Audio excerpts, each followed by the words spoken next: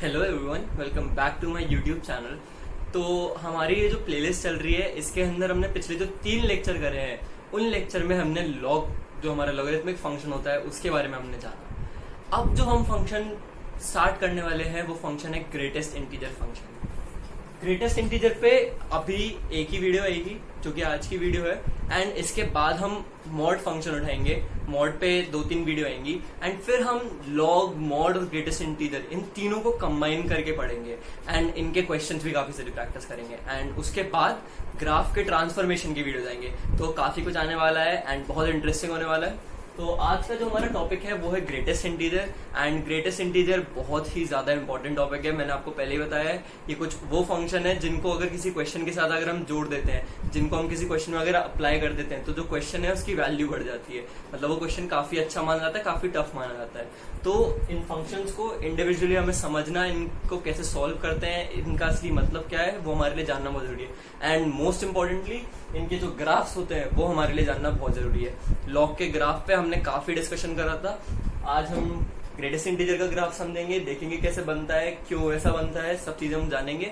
And अगर आपने log के ऊपर जो वीडियोस बनाई है वो वीडियोस नहीं देखी है तो प्लेलिस्ट है बेसिक्स ऑफ मैथमेटिक्स के नाम से, उस प्लेलिस्ट को जाइए और जरूर देखिए।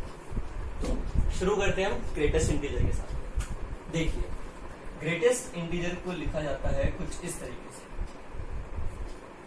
इसको हम पढ़ते हैं ग्रेटेस्ट इंटीजर एक्स। क्या पढ़ते हैं हम इसे हम पढ़ते हैं ग्रेटेस्ट इंटीजर एक्स। ये जो फंक्शन है ये हमेशा कैसी वैल्यू देता है? इंटीजर वैल्यू देता है, हमेशा इंटीजर वैल्यू देता है आउटपुट। मतलब y की वैल्यू हमेशा कैसी होगी? इंटीजर होगी। ग्रेटेस्ट इंटीजर एक्स कैसा फंक्शन है? ग्रेटेस्ट इंटीजर एक्स इस तरीके से लिखते हैं और इसको पढ़ते कैसे है? Greatest integer x. और ये फंक्शन हमेशा कैसी वैल्यू देता है? हमेशा इंटीजर वैल्यू देता है।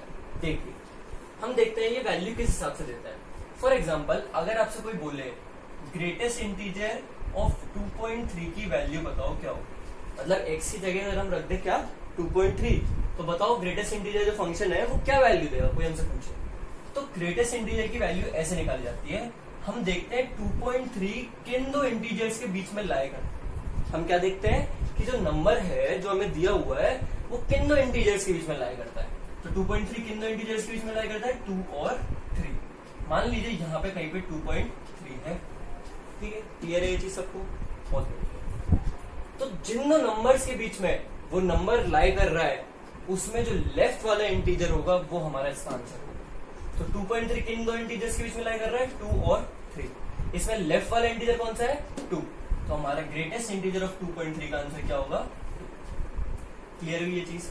एक और एग्जांपल देखते हैं। मान लीजिए हमसे कोई पूछे ग्रेटेस्ट इंटीजर ऑफ 1.2 की वैल्यू क्या हो, तो 1.2 किन दो इंटीजर्स के बीच में लाई करता है? तो हमें पता है 1.2 1 और 2 के बीच में लाई करता है। 1.2 मान लीजिए यहाँ पे कहीं पे। ठीक है, लेफ्ट वाला इंटीजर कौन सा है? लेफ्ट वाला इंटीजर है 1। तो ग्रेटेस्ट इंटीजर ऑफ 1.2 का आंसर क्या होगा? 1। क्लियर है ये चीज? बहुत बढ़िया। कोई नेगेटिव वैल्यू लेके देखते हैं। मान लीजिए हमसे कोई पूछे कि माइनस ऑफ 0.7 ग्रेटेस्ट इंटीजर को अगर हम दे रहे हैं तो क्या वैल्यू होगी? किसका आंसर क्या आएगा? फंक्शन क्या वैल्यू रिटर्न करेगा? तो हमें क्या देखना है कि कौन से दो इंटीजर्स के बीच में लाई करता है। तो -0.7 किन दो इंटीजर्स के बीच में लाई करेगा? -1 और 0। मान लीजिए यहाँ पे कहीं पे क्या -0.7। ठीक है, लेफ्ट वाला इंटीजर कौन सा है? लेफ्ट वाला इंटीजर है -1। तो इसका आंसर क्या होगा? माइनस। क्या चीज क्लियर हुई आपको? तो आपसे कोई बोले ग्रेटेस्ट इंटीजर x जो है वो किस हिसाब से वैल्यू देता है। मान लीजिए आपको कोई क्वेश्चन में ऐसे कोई वैल्यू दे दे, बोले इसकी वैल्यू बताओ, ग्रेटेस्ट इंटीजर क्या वैल्यू रिटर्न करेगा। तो आपको क्या करना है? आपको देखना है वो जो वैल्यू आपको दी गई है, वो जो x की वैल्यू आपको दी गई है वो किन दो इंटीजर्स के बीच में लाई करती है। ठीक है, पहला स्टेप क्या है? आपको देखना है वो किन दो इंटीजर्स के बीच में लाई करती है। एंड फिर उनमें जो लेफ्ट वाला इंटीजर हो वो आपका आंसर हो जाएगा। वो क्या होगा? आपका आंसर हो जाएगा। मैं फिर से बता देता हूँ। 2.3 मान लीजिए हमको दिया हुआ है एक्स पे, हम देखेंगे 2.3 किन दो इंटीजर्स के बीच में लाई करता है, तो वो 2 और 3 के बीच में लाई करता है। इसमें लेफ्ट वाला इंटीजर कौन सा है? तो लेफ्ट वाला इंटीजर कौन सा है? 2। तो हमारा आंसर क्या हो जाएगा? 2। तो वही पूछे ग्रेटेस्ट इंटीजर ऑफ 2.3 क्या होता है? तो होता है 2। ग्रेटेस्ट इंटीजर ऑफ 1.2 क्या होता है? 1। ग्रेटेस्ट इंटीजर ऑफ -0.7 क्या होता है? -1। हमें कौन सी वैल्यू लेनी है, हमेशा लेफ्ट वाली वैल्यू लेनी है। साथ ही साथ किसी भी इंटीजर का ग्रेटेस्ट इंटीजर हमेशा वही नंबर होता है। मैंने क्या कहा, किसी भी इंटीजर का ग्रेटेस्ट इंटीजर हमेशा वही वाला नंबर होता है। फॉर एग्जाम्पल आपको कोई बोले ग्रेटेस्ट इंटीजर 2 की वैल्यू क्या होगी, तो वो 2 ही होगी। ग्रेटेस्ट इंटीजर -1 की वैल्यू क्या होगी, तो वो -1 ही होगी। ग्रेटेस्ट इंटीजर 0 की वैल्यू क्या होगी, तो वो 0 ही होगी। ग्रेटेस्ट इंटीजर 7 की वैल्यू क्या होगी, तो वो 7 ही होगी। मतलब किसी भी इंटीजर का ग्रेटेस्ट इंटीजर हमेशा क्या होता है, वही नंबर होता है। ग्रेटेस्ट इंटीजर फंक्शन आप लोगों को समझ आया। ग्रेटेस्ट इंटीजर फंक्शन को कुछ इस तरीके से हम लिखते हैं, वो हमेशा वैल्यू के हिसाब से देता है। तो हम देखते हैं कि वो जो नंबर हमें दिया हुआ है, जो एक्स की जगह में नंबर दिया हुआ है, अगर वो डेसिमल में है तो वो नंबर किन दो इंटीजर्स के बीच में लाई करता है। ठीक है, हमने देखा वो जिन भी दो नंबर्स के बीच में लाई करता है उसमें जो लेफ्ट वाला आंसर होगा वही हमारा आंसर होता है। यानी कि ग्रेटेस्ट इंटीजर एक्स किस तरीके से वैल्यू देता है, हमेशा लेफ्ट वाला जो इंटीजर होता है वो उसका आंसर होता है। कब, जब जो एक्स की वैल्यू वो कैसी हो, डेसिमल। लेकिन अगर एक्स की वैल्यू क्या है, इंटीजर है, तो वही इंटीजर हमारा क्या होता है, आंसर। ग्रेटेस्ट इंटीजर किसी इंटीजर का क्या होता है, वही होता है। क्लियर हुई ये चीज। तो आप ग्रेटेस्ट इंटीजर की कैसे हम वैल्यू निकालते हैं वो आप अच्छे से नोट करिए। एंड फिर हम अब इसका ग्राफ पढ़ेंगे, एंड इसका ग्राफ मैं आपको बहुत अच्छे से समझाऊंगा। हमने ग्राफ के जो लेक्चर पढ़े थे उसमें हमने पीस वाइज फंक्शन पढ़ा था। Greatest integer x is an example of peace wise function. ये इनफाइनाइट पीसेस से बना हुआ एक फंक्शन है। मतलब हमने वहां पर जो एक एग्जाम्पल करा था पीस वाइज फंक्शन का, उसमें 3 पीसेस थे उस फंक्शन के, 3 स्ट्रेट लाइन से मिलके वो एक फंक्शन बना था। पर यहाँ पे ग्रेटेस्ट इंटीजर की अगर हम बात करें तो ग्रेटेस्ट इंटीजर जो है ये इनफाइनाइट नंबर ऑफ पीसेस से बना हुआ एक फंक्शन है। पर ये एग्जाम्पल किसका है, पीस वाइज फंक्शन का। तो मैं भी आपको इसका ग्राफ दिखाऊंगा कैसा होता है, हम उस ग्राफ को समझेंगे, वो ग्राफ वैसा क्यों है हम वो भी चीज समझेंगे।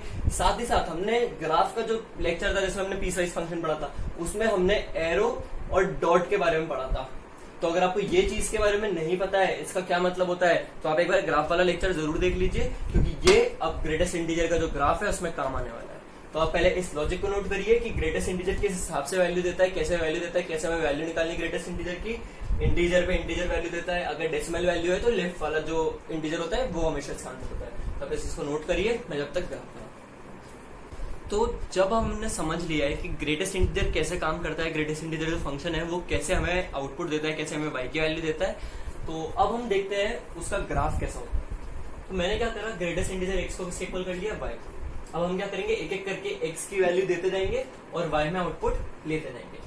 तो देखिए, हमें पता है ग्रेटेस्ट इंटीजर में जब हम इंटीजर वैल्यू देते हैं एक्स में तो हमें क्या मिलता है, वही वैल्यू मिलती है एज आंसर। लेकिन जब हम कोई डेसिमल वैल्यू देते हैं तो हमेशा आंसर क्या होता है, लेफ्ट वाला इंटीजर।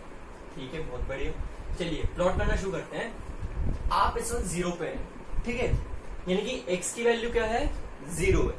और x की वैल्यू जब ग्रेटेस्ट इंटीजर x पे जाएगी, x की वैल्यू जब ग्रेटेस्ट इंटीजर x के पास जाएगी तो हमें वैल्यू क्या मिलेगी, हमें 0 ही आउटपुट मिलेगा।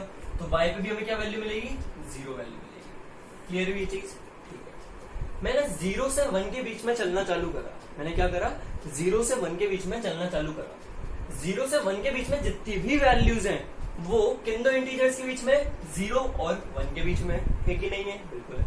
तो मैं अगर ये इस बीच में से कोई भी वैल्यू उठा के यहाँ पे रखूंगा x की जगह पे, तो ग्रेटेस्ट इंटीजर मेरे को हमेशा क्या आउटपुट देगा, वो मेरे को हमेशा लेफ्ट वाला इंटीजर आउटपुट में देगा। यानी कि वो मेरे को हमेशा आंसर में क्या देगा, 0 देगा। तो मेरे को हमेशा y पे क्या वैल्यू मिलती रहेगी 0 से 1 के बीच में, 0। तो इस बीच में मेरा ग्राफ कहाँ रहेगा, 0 पे रहेगा। इस बीच मेरा ग्राफ कहाँ रहेगा, 0 पे रहेगा। जैसे ही मैं 1 पे आया, जैसे ही मैंने x की वैल्यू 1 करी, तो 1 क्या है, एक इंटीजर वैल्यू है। और हमें पता है ग्रेटेस्ट इंटीजर वैल्यू पे क्या आंसर देता है, हमेशा वही आंसर देता है। तो ग्रेटेस्ट इंटीजर ऑफ 1 क्या मिलेगा, हमें 1। तो y पे मिलेगी वो वैल्यू हमें क्या, 1। क्लियर हुई ये चीज, बहुत बढ़िया। देखिए, हमें पता है एरो कब यूज करते हैं हम, जब हमें वो वैल्यू नहीं लेनी होती। मतलब उस x की वैल्यू पे वो वाला फंक्शन हमें नहीं लेना है, वो वाला फंक्शन जो वैल्यू दे रहा है वो वैल्यू हमें नहीं लेनी है। और डॉट कब यूज करते हैं, यानी कि उस x की वैल्यू पे जो जिस फंक्शन पे डॉट लगा है वो फंक्शन जो वैल्यू दे रहा है वही वैल्यू हमें लेनी है। ठीक है, तो 1 पर हमें जो वैल्यू है, x की वैल्यू जब 1 है तो हमें जो ग्रेटेस्ट इंटीजर फंक्शन जो वैल्यू दे रहा है वो वैल्यू हमें यहाँ मिल रही है या यहाँ मिल रही है, हमें वो वैल्यू यहाँ मिल रही है, तो हमें यहाँ पे क्या लगाना पड़ेगा, एरो। मैं इस एरो को एक बार आपको फिर से समझाता हूँ। इस एरो का क्या मतलब है कि x की वैल्यू जब 1 है, x की वैल्यू जब 1 है, तो हमें y का आंसर यहाँ नहीं देखना है, हमें y का आंसर कहाँ देखना है, यहाँ देखना है। हमें ग्रेटेस्ट इंटीजर जो आउटपुट दे रहा है वो आउटपुट हमें यहाँ नहीं, यहाँ देखना है। क्लियर हुई ये चीज? ठीक है, तो 0 पे 0 मिला, 0 से 1 के बीच में क्या मिला, 0 मिला। क्यों? क्योंकि ग्रेटेस्ट इंटीजर हमेशा लेफ्ट वाला आंसर देता है। जैसे ही 1 पे है तो इंटीजर वैल्यू थी, तो वापस से वही वैल्यू मिल गई। अब 1 से 2 के बीच में चलना चालू करते हैं। 1 से 2 के बीच में जब आप चलोगे, जब इनपुट दोगे x की जगह पे, तो 1 से 2 के बीच की जितनी वैल्यूज हैं वो किन दो इंटीजर्स के बीच में, 1 और 2 के बीच में।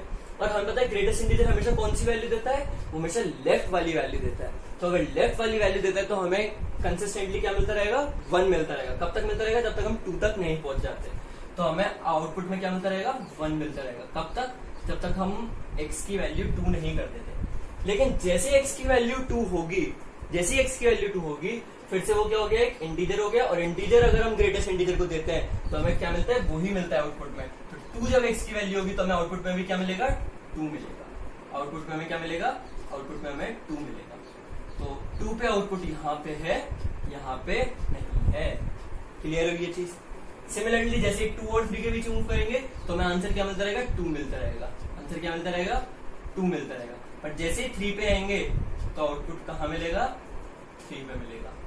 आउटपुट क्या मिलेगा, 3 मिलेगा। क्यों? क्योंकि 3 क्या है, एक इंटीजर वैल्यू है। 3 का आउटपुट यहाँ नहीं मिलेगा।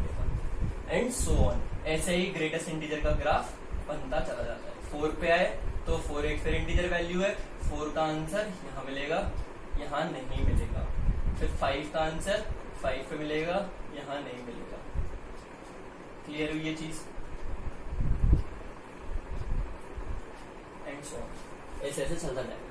नेगेटिव साइड में अगर आए हम तो 0 पे तो हमें पता है वैल्यू कहाँ मिल रही है, 0 पे। बहुत अच्छी बात है।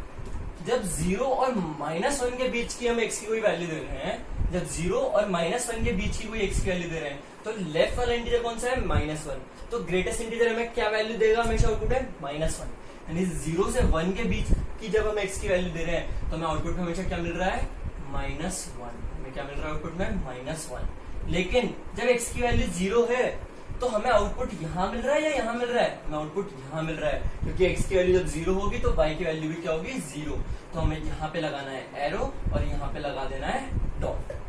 क्लियर हुई ये चीज? ठीक है। -1 की बात करें अगर हम, तो -1 एक इंटीजर वैल्यू है। हमें ग्रेटेस्ट इंटीजर क्या वैल्यू देगा, -1 ही देगा। तो -1 पे हमें वैल्यू क्या मिलेगी, -1। तो यहाँ क्या लगेगा, डॉट। क्लियर हुई ये चीज? अब जब -1 से -2 के बीच की वैल्यू देंगे हम, जब हम -1 से -2 के बीच की वैल्यू देंगे तो हमें आंसर क्या मिलेगा, लेफ्ट वाला इंटीजर यानी कि -2 मिलेगा। तो -2 पे हमें क्या मिलेगा, आउटपुट मिलेगा। -2 के बीच हमें आउटपुट मिलेगा। लेकिन जब x की वैल्यू -1 है, जब x की वैल्यू क्या है, -1, तो हमें आउटपुट यहाँ मिल रहा है या यहाँ मिल रहा है, हमें आउटपुट यहाँ मिल रहा है। क्यों? क्योंकि -1 पे आउटपुट क्या होगा, -1 ही होगा। तो हमें आउटपुट कहाँ मिलेगा, यहाँ मिलेगा, यहाँ नहीं मिलेगा। वो कैसे हम बताएंगे, एरो की मदद से बताएंगे। ठीक है। और -2 की अगर हम बात करें तो -2 पे हमें आउटपुट क्या मिलेगा, -2 ही मिलेगा। तो -2 पे हमें यहाँ पे क्या मिलेगा, डॉट लगेगा। सिमिलरली -3 और -2 के बीच में जब हम चलेंगे तो हमें आंसर में क्या मिलेगा, हमें आंसर में -3 मिलेगा। क्यों? क्योंकि लेफ्ट वाला इंटीजर क्या है, -3 है। तो -3 पे हमें आंसर मिलेगा। और जब x की वैल्यू -2 है तो हमें आंसर यहाँ मिल रहा है, यहाँ नहीं मिल रहा है, इसलिए हमारा यहाँ पे एरो लगेगा और यहाँ पे डॉट लगेगा। और ऐसे ही ये ग्राफ नेगेटिव साइड में भी कंटिन्यू होता चला जाएगा। तो क्या ये आपको ग्राफ ढंग से समझ आया या नहीं? देखिए मैं एक बार आपको फिर से ये ग्राफ आराम से बता देता हूँ। ग्रेटेस्ट इंटीजर की हमें पता है क्या, अगर हम कोई डेसिमल वैल्यू देते हैं तो वो देखता है कि वो कौन से दोनों इंटीजर्स के बीच में है, और जो लेफ्ट वाला इंटीजर होता है वो हमारा आंसर हो जाता है। लेकिन अगर हम ग्रेटेस्ट इंटीजर में x की पे कोई इंटीजर वैल्यू देते हैं तो हमारा आंसर क्या होता है, वो ही इंटीजर वैल्यू होता है। ठीक है। हमने कहा इस ग्राफ में 0 से शुरुआत करेंगे। ठीक है। तो जब x की वैल्यू 0 होगी तो 0 क्या है, एक इंटीजर वैल्यू है। अगर 0 एक इंटीजर वैल्यू है तो हमें आउटपुट में क्या मिलेगा, वो ही वैल्यू मिलेगी, यानी कि हमें आउटपुट में 0 ही मिलेगा। तो हमने 0 पे वैल्यू क्या मिली, 0। ठीक है। हमने कहा जब 0 और 1 के बीच में हम चलेंगे तो जो वैल्यू है वो कैसी है, डेसिमल वैल्यू है। और वो वैल्यू किन दो इंटीजर्स के बीच में, वो 0 और 1 के बीच में है। और लेफ्ट वाला इंटीजर उन दोनों वैल्यूज में कौन सा है, वो है 0। यानी कि ग्रेटेस्ट इंटीजर है x, जब हम 0 से 1 के बीच की वैल्यूज देंगे तो हमें क्या आउटपुट देगा, 0। तो हमने कहा ठीक है, जब 0 से 1 के बीच में x की वैल्यूज है, जब 0 से 1 के बीच में वैल्यूज है x की, तो हमें आउटपुट में क्या मिल रहा है, 0 मिल रहा है। देखिए अगर आपको इस चीज में कंफ्यूजन है कि आउटपुट कैसे देखते हैं, इनपुट कैसे देखते हैं, तो इनपुट हमेशा होती है x की वैल्यूज। इनपुट में हमेशा हम क्या देते हैं, x की वैल्यूज, और आउटपुट कहाँ देखते हैं हम, आउटपुट हमेशा y एक्सिस पे देखा जाता है। आउटपुट हमेशा कहाँ देखा जाता है, y एक्सिस पे। अगर मैं बोल रहा हूँ आउटपुट आपका -1 है, तो -1 यानी कि y एक्सिस पे हमें वो वैल्यू मार्क करनी है। क्लियर हुई चीज, आउटपुट हमेशा y एक्सिस पे देखा जाता है और इनपुट हमेशा x एक्सिस पे दिया जाता है। ठीक है, तो 0 से 1 के बीच में जब हमने इनपुट दिया तो हमें y एक्सिस पे वैल्यू क्या मिली है, 0 मिली है। ठीक है, जैसे ही हमने x की वैल्यू 1 दी, जैसे ही हमने x की वैल्यू 1 दी, तो 1 क्या है, फिर से एक इंटीजर वैल्यू है, और इंटीजर वैल्यू अगर ग्रेटेस्ट इंटीजर को देते हैं तो हमें वही वैल्यू मिलती है। तो 1 पे हमें वैल्यू क्या मिली, 1 पे हमें वैल्यू -1 मिली। 1 पे हमें वैल्यू क्या मिली, -1 मिली। वो 1 पे हमें वैल्यू 1 मिली आउटपुट में। क्लियर हुई चीज। जैसे ही हमने 1 से 2 के बीच में चलना चालू करा, जैसे हमने 1 से 2 के बीच में चलना चालू करा, तो 1 से 2 के बीच की जितनी वैल्यूज है वो सारी कैसी वैल्यूज है, वो सारी डेसिमल वैल्यूज है। और वो किन दो इंटीजर्स के बीच में है, 1 और 2 के बीच में। इनमें लेफ्ट वाला इंटीजर कौन सा है, इनमें लेफ्ट वाला इंटीजर 1 है। तो हमारा आंसर हमेशा क्या होगा, 1 होगा जब हम 1 से 2 के बीच में चलेंगे। तो हमने क्या करा, जब इनपुट 1 से 2 के बीच में है तो हमारा आउटपुट हमेशा क्या है, 1 है। हमारा आउटपुट हमेशा क्या है, 1 है। लेकिन जैसे ही हम x = 2 पे पहुंचे तो हमें फिर से आउटपुट कैसा मिलेगा, इंटीजर वैल्यू मिलेगी, और इंटीजर वैल्यू के लिए ग्रेटेस्ट इंटीजर क्या आंसर देता है, वही वैल्यू देता है। तो x की वैल्यू 2 पे हमें आंसर क्या मिलेगा, 2 ही मिलेगा। एरो की चीज समझे हम, तो x की वैल्यू जब 2 है, जब x की वैल्यू 2 है, तो हमें जो आउटपुट है हमारा, हमको y पे क्या वैल्यू मिल रही है, वो वैल्यू हमें यहाँ नहीं देखनी है, हमें वो वैल्यू कहाँ देखनी है, यहाँ देखनी है। क्योंकि 2 पे हमें वैल्यू क्या मिल रही है, 2, 1 नहीं मिल रही है। तो इस वजह से यहाँ एरो है और यहाँ डॉट है, यहाँ एरो है और यहाँ डॉट है। ग्रेटेस्ट इंटीजर जो फंक्शन है, ये इधर ऐसे भी नेगेटिव में है और ऐसे इधर चलता जाएगा इनफाइनाइट तक। ग्रेटेस्ट इंटीजर जो फंक्शन है, ये इनफाइनाइट नंबर ऑफ पीसेस से जुड़कर बना हुआ है। ये इनफाइनाइट नंबर ऑफ पीसेस से जुड़कर बना हुआ है। तो ये भी एक एग्जांपल है किसका, पीस वाइज फंक्शन का। ग्रेटेस्ट इंटीजर x का ग्राफ आपको समझ आना बहुत जरूरी है, बहुत ज्यादा इंपॉर्टेंट है। काफी ऐसे क्वेश्चंस होंगे जिनको हम ग्राफ की मदद से करेंगे आगे जाकर। और ग्रेटेस्ट इंटीजर का जो बेसिक मतलब है कि कैसे वो वैल्यू देता है, वो आपको समझ आना जरूरी है। कि 2 इंटीजर्स के बीच में देखता है, वो कौन से 2 इंटीजर्स के बीच में वो डेसिमल वैल्यू है, और में जो लेफ्ट वाला इंटीजर होता है वो हमारा आंसर होता है। लेकिन अगर कोई इंटीजर वैल्यू हम इसमें देते हैं तो वही हमारा आंसर होती है। ग्राफ आपको क्लियर होना चाहिए, आपको एक ऐसे वैल्यू देता है, ये चीज क्लियर होनी चाहिए। दोनों चीजों को आप अच्छे से नोट कर लीजिए। एंड अभी इस लेक्चर के लिए इतना ही। एंड अब अगले लेक्चर में हम मॉड के बारे में पढ़ेंगे। मॉड पे हम दो लेक्चर के आसपास कवर करेंगे। फिर हम जब इनको कंबाइन करेंगे ना, तब आपको और अच्छे से सारी चीजें समझ आएंगी, और अच्छे से आपको लॉजिक्स के बीच में कैसे हम क्वेश्चंस को कनेक्ट करते हैं, लॉजिक से कैसे कनेक्ट करते हैं क्वेश्चन को, ये सब चीजें आपको और अच्छे से क्लियर होती जाएंगी। मॉड और ग्रेटेस्ट इंटीजर, लॉग, ये काफी सारे फंक्शन है ना, आपको इनमें बहुत इंटरेस्ट आने वाला है जब हम अच्छे अच्छे क्वेश्चंस करेंगे। तो आज के लेक्चर के लिए इतना ही। आप इस चीज को अच्छे से नोट कर लीजिए, इसको अच्छे से इसके अच्छे से नोट्स बनाइए, एंड ये सारी चीजें अपने नोट्स में एक्सप्लेन करिए कि y पर हमें वैल्यू यहाँ ये क्यों मिल रही है, y पर हमें वैल्यू ये यहाँ क्यों मिल रही है, ये यहाँ क्यों मिल रही है। उसमें अच्छे से समझाइए कि इन 2 इंटीजर्स के बीच में है, तो इस बीच में हमारा आंसर ये होगा। साथ ही साथ डॉट यहाँ क्यों है, एरो यहाँ क्यों है, ये सारी चीजें अच्छे से समझाइए खुद को, अपने नोट्स में खुद को समझाइए चीजें लिख के, और आप इस ग्राफ अच्छे से नोट करिए। अगर आपको वीडियो अच्छे से समझ आई, आपको एक कॉन्सेप्ट अच्छे से समझ आया ग्रेटेस्ट इंटीजर का, तो वीडियो को लाइक करिए, चैनल को सब्सक्राइब करिए, एंड अपने फ्रेंड्स के साथ में भी इस फंक्शन की जो वीडियो है ये इसे शेयर करिए, एंड उन्हें भी समझने का मौका दीजिए। तो आज के लेक्चर के लिए इतना ही। Thank you very much.